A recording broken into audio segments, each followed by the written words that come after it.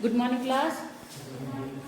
Children, today I will discuss about the chapter admission of a partner. Already I have completed for revision chapter NPO, not for profit organization, and basic concept. So today chapter is admission of a partner. चलिए book निकालिए अपनी. According this, the constitution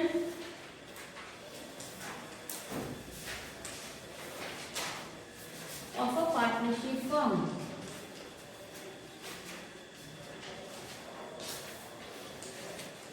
Partnership firm. Aniket, what is meaning the constitution?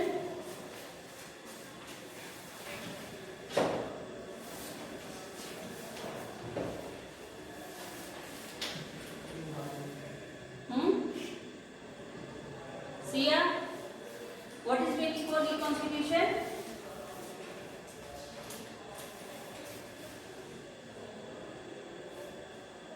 बताओ कोई. अभिषेक आप बताओ reconstitution of a partnership form. What's the meaning? Partnership बनाना. No. Shubham.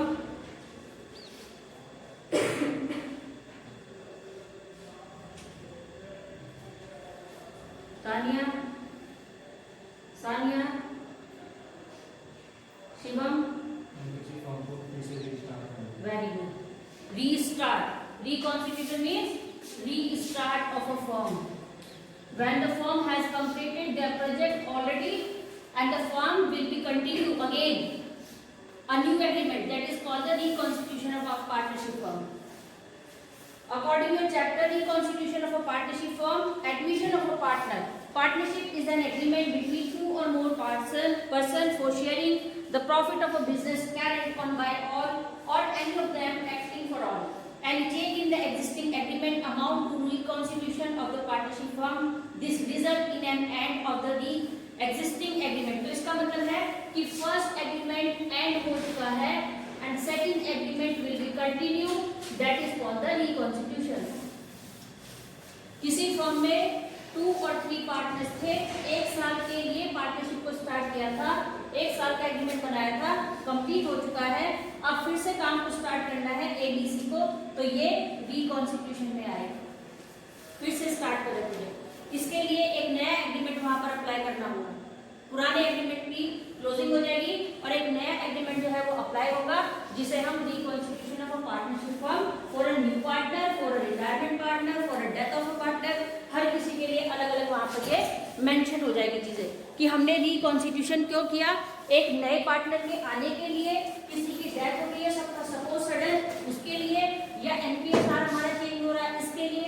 तो किस रिकॉन्स्टिट्यूशन, किस कंडीशन के लिए रिकॉन्स्टिट्यूशन हम कर रहे हैं, रीस्टार्ट कर रहे हैं कि एक एग्रीमेंट कंप्लीट हुआ, किसी का एडमिशन किया, किसी की डेथ हो गई, किसी का रिटायरमेंट कंप्लीट हो गया, तो ये सारे उसके मोड्स बन जाएंगे. ठीक है. Modes of reconstitution of a partnership firm. First, admission of a partner. Second, change in profit sharing ratio. ये सबको पता होगा शायद. पता है change in profit sharing ratio? बताओ जरा कोई मुझे कैसे होगा change in profit sharing ratio. Nikita बताओ जरा.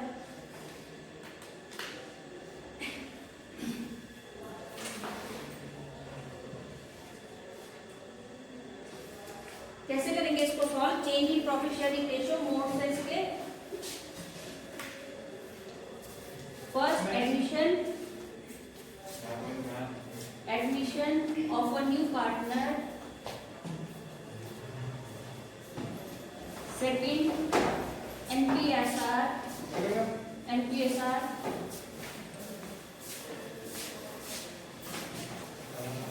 So according to the modes, reconstitution will be happening in admission of a new partner, NPSR change. When the NPSR will be changed, automatically reconstitution of a firm. Next, retirement or death of a partner, dissolution of a partnership firm or partnership only. So बताओ जरा कोई NPSR के बारे में बताइए जरा. अभिनव.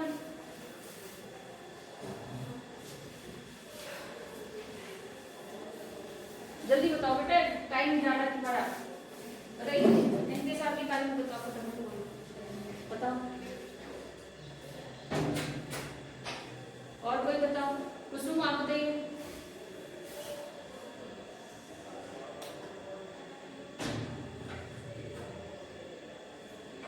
आप बताओ सब्जी। When any new partner is admitted in the firm or retires from the firm, or the existing partners decide to share their profits in the different ratio, then it leads to new profit. That is called the new profit sharing ratio. When already has partnership firm continue, but the partner has changed their profit sharing ratio according to the interest. अब वो चाह रहे हैं कि हमारा एक partnership जो पुरानी पार्टनरशिप थी वो हमारी कंप्लीट हो चुकी है, या सपोज यहाँ पर एक पार्टनर है, सपोज पार्टनर है 3 ABC। फर्स्ट इनका जो यहाँ पर रेशो था according to first agreement ratio था 5:3:2। अब इन्होंने डिसाइड किया कि भाई अब हम क्या करेंगे, 5:3:2, पहले तुम्हें 5 मिलता था, अब 4 मिलेगा, इसे 4 मिलेगा और इसको भी 2। तो जब ये अपना रेशो चेंज कर देंगे तो किसके लिए, पहले इसको 5 मिलता था, अब इसका पहले कितना हो गया, 4 हो गया, कम हो गया, इसका 3 था, कितना हो गया, 4 हो गया, इसको इंक्रीज हो गया इसका प्रॉफिट, इसका पहले भी 2 था और अब भी 2 है। तो इन सब रीजन की वजह से वहां पर एक न्यू एग्रीमेंट प्रिपेयर होगा और जिसे हम न्यू प्रॉफिट शेयरिंग रेशो कहेंगे। ठीक है। नेक्स्ट है रिटायरमेंट और डेथ ऑफ पार्टनर। सपोज अगर सडन किसी पार्टनर की डेथ हो जाती है, रिटायर हो जाता है, तो भी हमको एक नया जो एग्रीमेंट है वो प्रिपेयर करना होता है। Next dissolution of a partnership form और पार्टनरशिप, कि अगर कोई पार्टनरशिप कंप्लीट हो गई है या कोई पार्टनरशिप फॉर्म ही डिस्क्लोज हो रही है तो उस कंडीशन में भी एक नया एग्रीमेंट प्रिपेयर होगा या फिर फॉर्म डिस्क्लोज हो जाएगी। ठीक है, चलिए। फर्स्ट एनपीएसआर। एनपीएसआर में कौन कौन से यूज होंगे? फर्स्ट बुक में देखो, फर्स्ट क्या है बताओ शिवानी, फर्स्ट क्या लिखा उसमें? NPSR will be change according to sacrificing ratio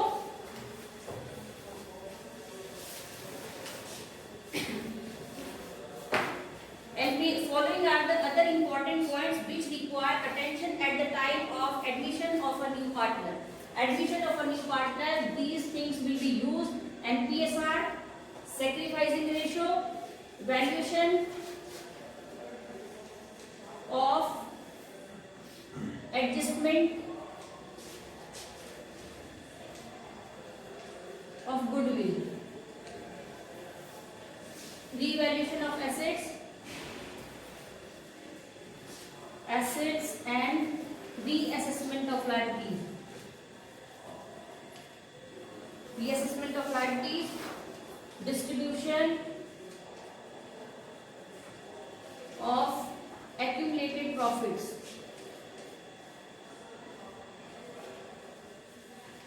reserves, and last adjustment of a partner's capital.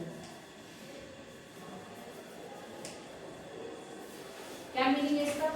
First NPSR, when the partner will be decide to change their ratio, sacrificing ratio, when one partner will given his ratio in against to another partner, that is called the sacrificing ratio. Question लिखो जरा इसका, बताओ मुझे कल लिखिए question.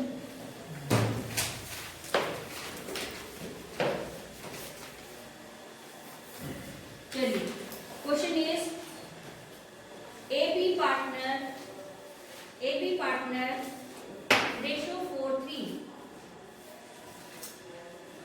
ratio 4:3 admitted C as a new partner. Ratio 4:3. They admitted C as a new partner. The NPSR between ABC was 3:2. A surrender 1/4 of his share in favor of C.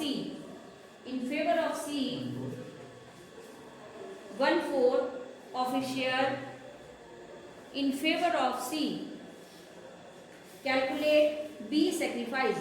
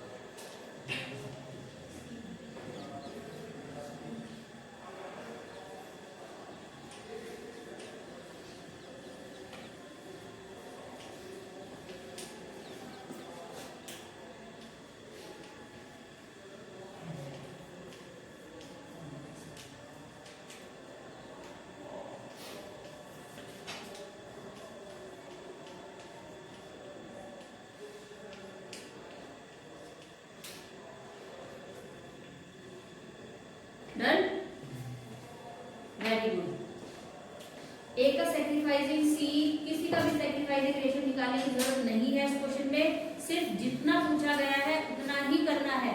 1 mark का question है, B का sacrificing ratio पूछ रहा है तो सिर्फ आपको B का सेक्रीफाइसिंग रेशियो ही कैलकुलेट करना है। सेक्रीफाइसिंग रेशियो निकालने के लिए क्या यूज करेंगे, old ratio minus new ratio. ठीक है, आई थिंक क्लियर हो गया होगा सबको, जिसका नहीं हुआ वो करे। चलिए नेक्स्ट क्वेश्चन लिखिए। Atul and Neera partners ratio 3:2. Atul and Neera partners ratio 3:2. Ratio 3:2. Admitted Mitali as a new partner. Goodwill of the firm valued 2 lakh. Goodwill of the firm valued 2 lakh. Mitali brings her share of goodwill premium of rupees 20,000 in cash. 20,000 in cash, which is entirely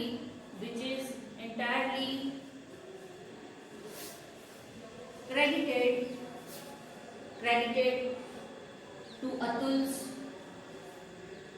capital account. Calculate NPSR. Last year का question है, calculate NPSR करिए।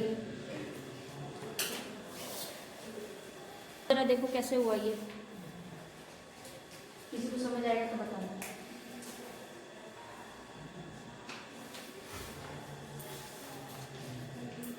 अभिनव कितने partner है question में, कौन कौन है? मिताली कितने पार्टनर है क्वेश्चन में? वही तो पूछे, नाम क्या है? मिताली, अतुल, मिताली, नीरा।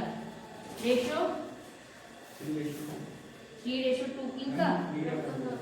नीरा को एडमिट किया, मिताली को क्या एडमिट? मिताली को हाँ एडमिट किया।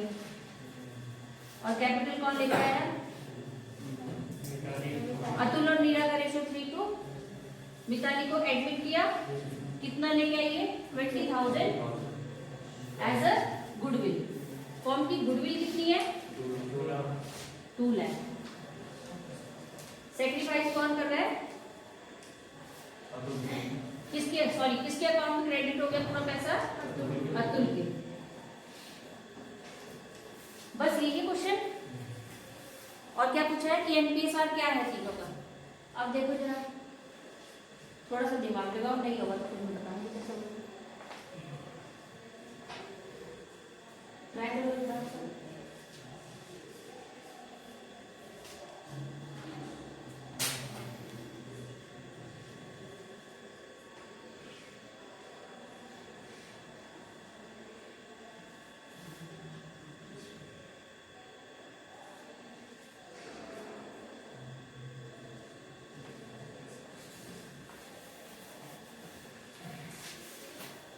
पूरी की पूरी 20,000 की अमाउंट उसके अकाउंट में क्रेडिट हुई। सेक्रीफाइसिंग रेशियो का मतलब होता है जब फर्म में कोई पार्टनर एडमिट हुआ, सपोज तुम्हारे घर में कोई रिलेटिव आए और तुम्हारे घर में जगह नहीं है उसको एडजस्ट करने की, लेकिन वो रिलेटिव है, फ्रेंड है, ये कजन है, रखना ही पड़ेगा, उनको नहीं भेज सकते वापस, तो क्या करोगे? अपने रूम में उसको एडजस्ट करोगे कि उसको बाहर बरामदे में सुला दोगे? एडजस्ट करेंगे ना, तो एडजस्टमेंट ही तो करना है। अब वो एडजस्टमेंट डिपेंड करता है कि तुमने किस वजह से किया। तुम्हारा कजन है, तुम्हारे रिलेशन है उसके साथ, तुम्हारा फ्रेंड है, या तुम्हारे लिए वो कोई गिफ्ट लेके आने वाला था, या तुम्हारे घर में कोई फंक्शन था जिसकी वजह से तुम उसको एडजस्ट करो। बिना किसी रीजन के तो तुम अपने घर में किसी को आने भी नहीं दोगे। अपने रूम में एडजस्ट करने की बात तो बहुत दूर की है, ये कर लोगे किसी को भी। तो एडमिशन का मतलब है सेक्रीफाइस। सेक्रीफाइस कब? जब हमें भी नए पार्टनर की जरूरत है। किस लिए जरूरत है?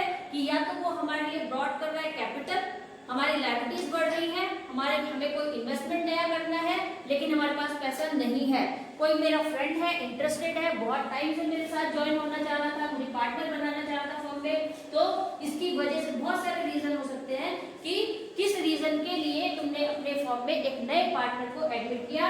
अदरवाइज सपोज तुम्हारे पास अगर 10 रुपए का प्रॉफिट है तो ये 10 रुपए का प्रॉफिट अगर दो पार्टनर ए और बी आपस में डिस्ट्रीब्यूट करते हैं इक्वली, तो तीसरे पार्टनर को तुम क्यों लेके आओगे? उसके आने से तो तुम्हारा प्रॉफिट कम हो जाएगा कि बढ़ जाएगा? कम हो जाएगा। लेकिन अगर तुम्हें इससे पैसा चाहिए, 5 लाख रुपीज कैपिटल चाहिए, गुडविल चाहिए, या मेरा रिलेटिव है, मेरा फ्रेंड है, ठीक है, एडजस्ट करना चाहता है, या ओवर लायबिलिटी फॉर्म पे हो रही है, ये कोई नया इन्वेस्टमेंट करना है, तो तुमने कहा कि चलो भाई मेरा 4 और इसको मैं 2 के लिए एडजस्ट कर दूंगा, तो क्या किया तुमने? सेक्रीफाइस नहीं किया, छोड़ा नहीं उसके लिए कुछ। सरेंडर वर्ड भी आया यहाँ पे। सरेंडर वर्ड का मतलब क्या है? क्या मतलब है शिवम सरेंडर का? Very good. सरेंडर का मतलब है जब हम अपनी मर्जी से कह रहे हैं कि हाँ भाई चलो मैं तुम्हें प्रॉफिट शेयरिंग दूंगा। सेक्रीफाइस का मतलब है कि हम छोड़ रहे हैं लेकिन किसी के प्रेशर में। जब फर्म हमें कह रही है कि तुम्हें उसको ये देना ही पड़ेगा, तो मुझे ना चाहते हुए भी सेक्रीफाइस करना पड़ेगा। सरेंडर का मतलब है जब मैं अपनी विलिंगनेस से उससे कहूंगी कि ठीक है, हमने दोनों ने मिलकर तुम्हें एडजस्ट किया, तो हम अपनी मर्जी से तुम्हारे लिए ये शेयर जो है वो छोड़ देंगे।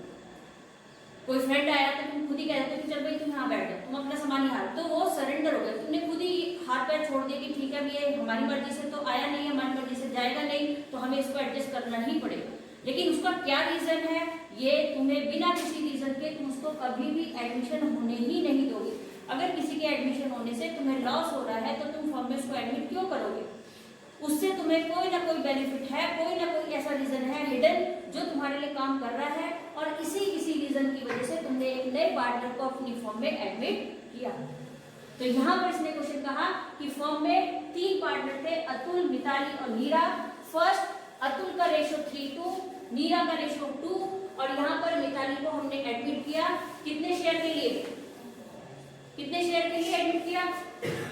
अरे प्रॉफिट शेयरिंग में दे रहे हो उसको 1/4। क्वेश्चन में नहीं है क्या? अच्छा कितना प्रॉफिट दिया ये नहीं है? ठीक है, ठीक है। तो इसने हमें कितना दिया? 20,000 एज गुडविल दिया। फर्म ने कहा कि मेरी अपनी फर्म की गुडविल कितनी है? 2 लाख रुपए। 2 लाख रुपए का 20,000 रुपीज इसने आपको गुडविल दिया, तो इसका मतलब 1/10 पार्ट इसने आपको दिया, और यही इन फ्यूचर इसका प्रॉफिट बन जाएगा। जब फर्म में कोई पार्टनर आपको आकर के गुडविल दे रहा है, तो इसका मतलब अभी तक जो गुडविल की अमाउंट थी, गुडविल की जो वैल्यू है, उसके लिए काम सिर्फ किसने किया हुआ है? ए और बी ने। इसका तो कोई रोल ही नहीं है फिर गुडविल में। ये भी तो किसी रीजन से तुम्हारे साथ ज्वाइन कर रहा है।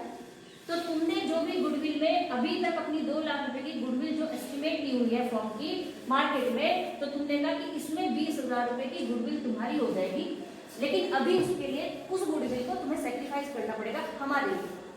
मेरा नाम चाहिए, मेरे साथ काम करना है, तो पैसा दे दो और हमारी फर्म को ज्वाइन करो। तो यही सेक्रीफाइस है। उसने तुम्हें 20,000 रुपए दिए, तुमने लिए, अपने कैपिटल अकाउंट में एडजस्ट कर दिए, जनरल एंट्री पास कर दी, और अब तुमने इन फ्यूचर 1 साल के बाद उसको 20,000 रुपए मिलेगा। 1 साल तक काम करेगा तुम्हारे साथ, करेगा ना? तो 1 साल के बाद जब फिर से 2 लाख रुपए का प्रॉफिट हमारे पास आएगा, तब उसमें 20,000 की गुडविल उसकी भी होगी, जो उसको तब क्या होगा? गेन। लेकिन अभी उसको कोई गेन नहीं है, अभी वो सिर्फ क्या कर रहा है? सेक्रीफाइस कर रहा है, अपनी गुडविल तुम्हें दे रहा है और तुम्हारे साथ वो एडजस्ट कर रहा है। तो यहाँ इसने कहा कि 1/10 पार्ट उसने एज अ प्रॉफिट जो उसको इन फ्यूचर मिलेगा वो उसने तुम्हें दे दिया। तो इसका मतलब 20,000 का प्रॉफिट उसको इन फ्यूचर मिलने वाला है, जिसके लिए 20,000 गुडविल प्रीमियम उसने पे किया फर्म को एज अ पार्टनर। समझ आ गया यहाँ पर? अब यहाँ से समझ आ जाएगा क्या है? अतुल का रेशो 3/5 माइनस 1/10। 3/5 में से 1/10 दे रहे हैं ना उसको इन फ्यूचर के लिए, तो कितना रिमेन हो गया? 5/10। नीरा 2/5 इक्वल्स टू 4/10। इसको माइनस कर दोगे तो इसके बाद मिताली सॉरी कितना है मिताली का 1/10 जो उसने वहां पे एज अ गुडविल प्रीमियम पे किया। समझ आया? फिर से बताओ। चलिए नेक्स्ट क्वेश्चन लिखिए।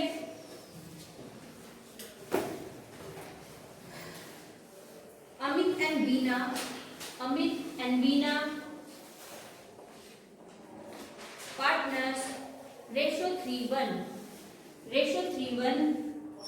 admitted Chaman for 1/6 share. Chaman acquired 2/5 of his share from Amit.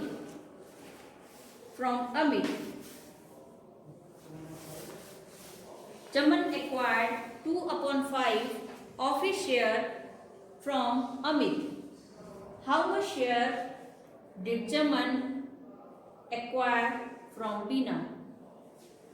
How much share acquired from Veena?